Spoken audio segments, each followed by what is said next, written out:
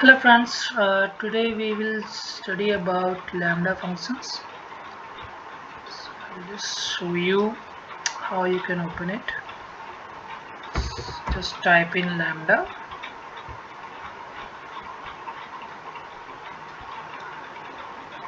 First of all, I will tell you what is a Lambda function. Lambda is a serverless application through which you can write your code and directly run your code without installing or configuring any servers. So I will just create a new function. Just click on create functions. There you will get three options. Either you can start from scratch or use a blueprint which have inbuilt sample examples, or you can use any public repositories. So we'll go for the scratch one.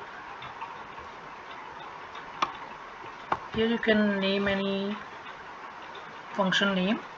I will just type demo function.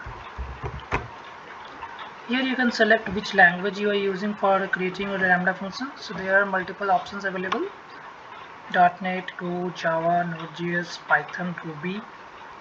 So I will go for Python. I'll just select Python. After that, you have to select a permission to execute the Lambda. So either you can create a new role for your Lambda function, or you can use the existing role. So I will use the existing role as I have already created it. So I'll just select any particular role, click on create function. So now our function is created. And is it a blank function? So it will just create a sample script. So it includes a function named Lambda Handler, which will have the event and the context, and inside that you can write any of your code. Here the Lambda function is the handler, and it is the main function through which the Lambda will start executing. Now here you can see there are multiple triggers available. So you can add several types of trigger. These are the available trigger types: API gateways, IoT, CloudWatch, S3, SNS, SQS. So there are lots of events available. You can select any of them. So I'm not selecting the events right now. Going below, we have other options like environment variables. So if you need any environment variables in your code, you can create your environment variables here. Then we have tags. You can use tags in your Lambda functions. Then we have memory allocations, how much memory you want to allocate to your Lambda function. By default it is allocated to 128 MB, and the timeout is set to 3 seconds. You can edit it using the edit function, and you can name your function here.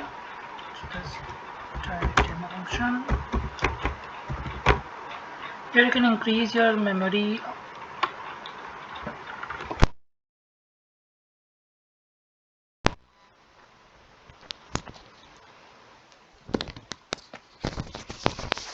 Okay, and in timeout you can increase up to 15 minutes. So I'm not changing anything here. The role which we have created earlier. So this is the settings. Apart from this, we have other settings as well. We can use VPC, we can use X-ray, concurrency you can choose. Now we just test it. For testing a Lambda function, we have to create a test event. So just click on configure test event. You can either create your own event, or you can select an event template. So it has many particular templates available for the common use cases. So you can select any of the template which is related to your scenario. So I'm just creating a sample template. Click on run. So it's a demo function, so it will just run and execute hello world. So that's it for today's video. We'll learn more about these functions in the later videos. Thank you.